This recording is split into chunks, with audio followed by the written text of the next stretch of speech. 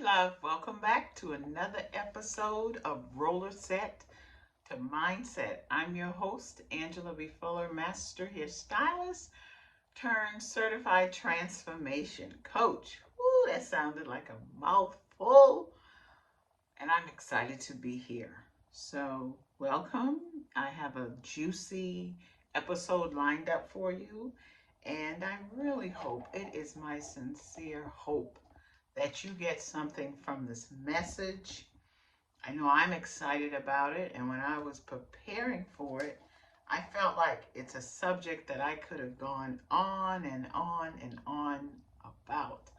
But, I'll try and keep it within a nice, concise time frame and just hope that you pick up on some of the goods. But before we dive in, I always open with a pop question that kind of leads into the meat of the episode.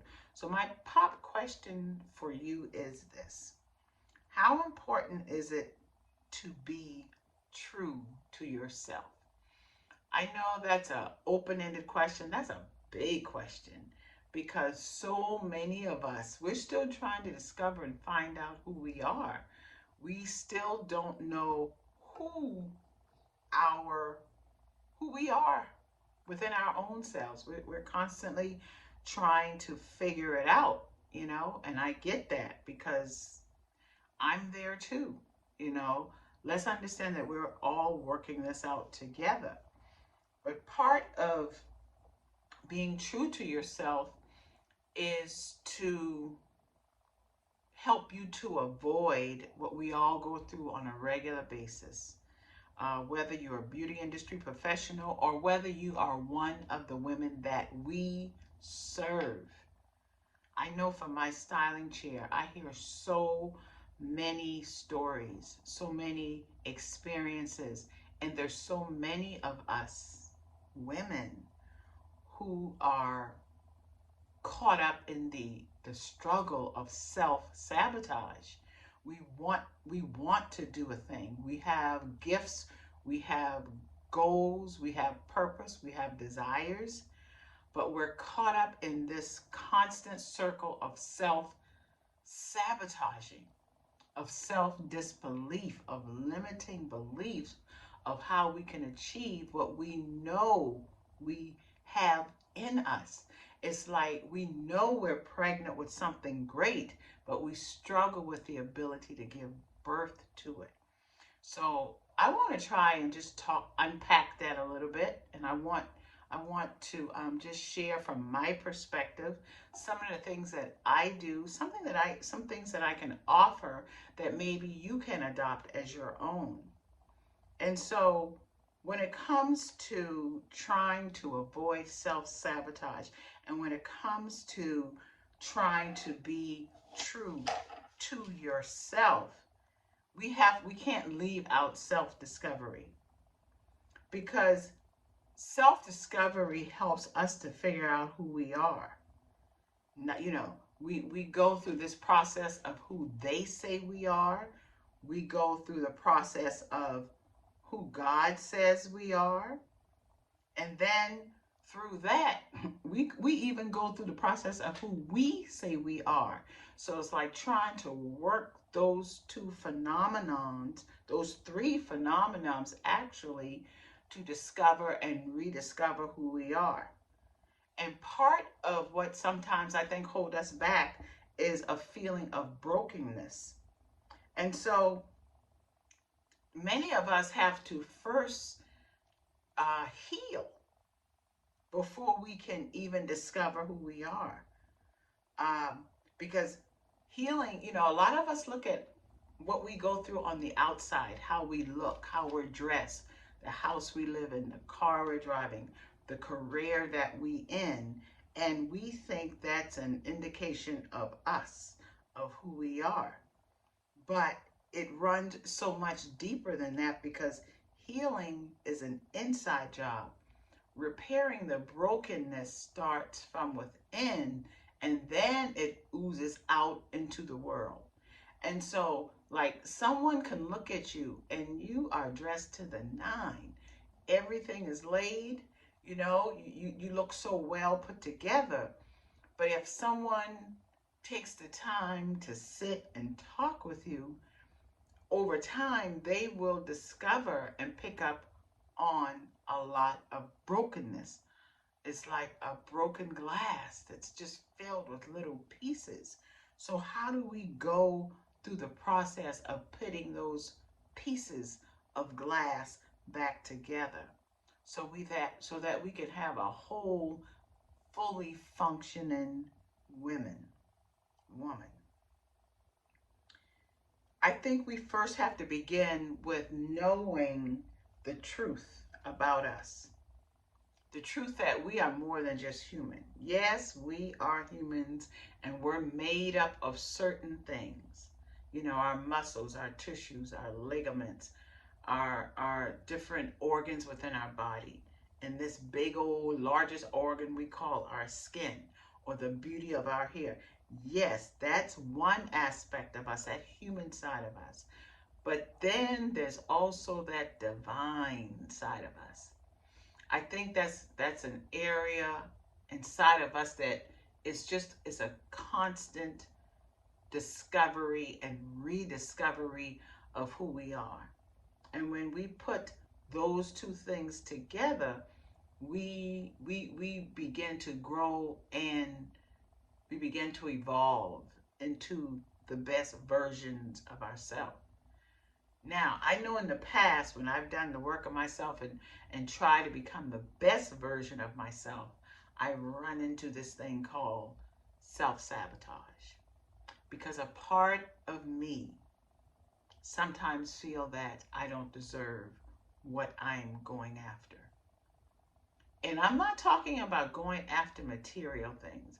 I'm talking about going after being a better person, going after being a more gracious person, a person with more love, with the capacity to love more, a person who can have impact in someone else's life, a person who can see pain in someone else and have a desire to help that individual, a person who believes in myself so deeply that other people can borrow my belief to believe in themselves. So this thing of being human and divine runs so much deeper than what you would want to think. And then there is the suffering that sometimes we go through and the valleys that we sometimes find ourselves. And we begin to think that we get a defeatist attitude, that why even bother, because every time I try, I find myself sinking back. But you know what I found out? I found out that when I have my struggles, or when I find myself in a dark place, when I can muster the courage to walk through that dark place, I always come out a better person. I try not to, and this is what I want to suggest to you, try not to retreat. Don't keep retreating back into that dark place. I mean, even if you sometimes have to crawl out of that dark place, keep crawling, because eventually you begin to see a ray of light, and that is what you need to keep your eyes on. Not on the big old beauty and brightness of the sun, but you know how it's really, really dark outside and there's not a full moon, there's just a little tiny crescent of a moon. If you can keep your eye on that light and not focus on the darkness that is around it, eventually you will discover a full moon, and then eventually that light will get even brighter and turn into the brightness of the sun. You get what I'm saying? It's an analogy, but it's an analogy that's going to help you just to keep moving and to keep moving forward. Because becoming stronger, that is the end result of your self-criticism, of your darkness, of your failures, of your fears, and of your doubts. And you know what? There's a saying that says that a lot of times things are happening for you as opposed to you. And when you take on the attitude that things are happening for you, you become the victor instead of the victim who wants to hold on through why is this happening to me? Try adopting the attitude that this is happening for me, because when it happens for you, you're more in control of how you feel about not just what you're going through, but how you feel about the outcome. And when you have the right attitude, life has a way of helping you determine that outcome. When you feel like this is happening for me, what good can I extract from it? When you begin to take responsibility for where you are, examine yourself and take responsibility for where you are and where you're not, then you have the capacity, a wider capacity to change it. That is something I learned a long time ago. And I learn it every day. Every day gives me the opportunity to decide how I'm going to respond to where I find myself. Am I going to blame someone, or am I going to blame the system? Am I going to blame the economy? Am I going to blame a stranger? Or am I going to accept, not blame myself, but accept responsibility for where I find myself? Therefore, if I take responsibility for it, I can come out with a solution, and then I can come out with as the victor. Because I think that when we have the right thought about something, then we create the right word for something. And if we begin to feed it positive word and positive thought, we begin to change our belief about a thing. And when we have a certain belief, then we can take right action. How about that? So it's never about the other person having authority over what we can create in our lives. It's always about us. It's always about what we can create, especially when we partner with God, when we partner with that higher self, entity, spirit within us. We can create our own reality. You know, I truly believe that it's all an inside job. And the answer is always within us. And sometimes, listen, we got to fight for the answer. Sometimes we got to dig. We got to get in that dirt. And we got to dig for the answers. Sometimes we got to take a look at ourselves, and we got to go deep with our own self to come up with our own answers. And once we do that, we got the keys. We got the keys to the kingdom, and we can have a seat at the table.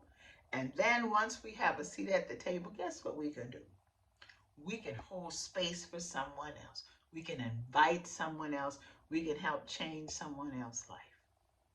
Y'all got me preaching up in here, and I promised myself that I wasn't going to preach, but this thing got kind of sweet to me. So listen up. I want you to really work hard on slaying self-sabotage. I want you to really work hard on being true to yourself. So that's going to require you to do some work, some self-discovery. Ask yourself a lot of whys, and more importantly, listen to the answers that you come up with. Deal with your brokenness. Invoke some healing.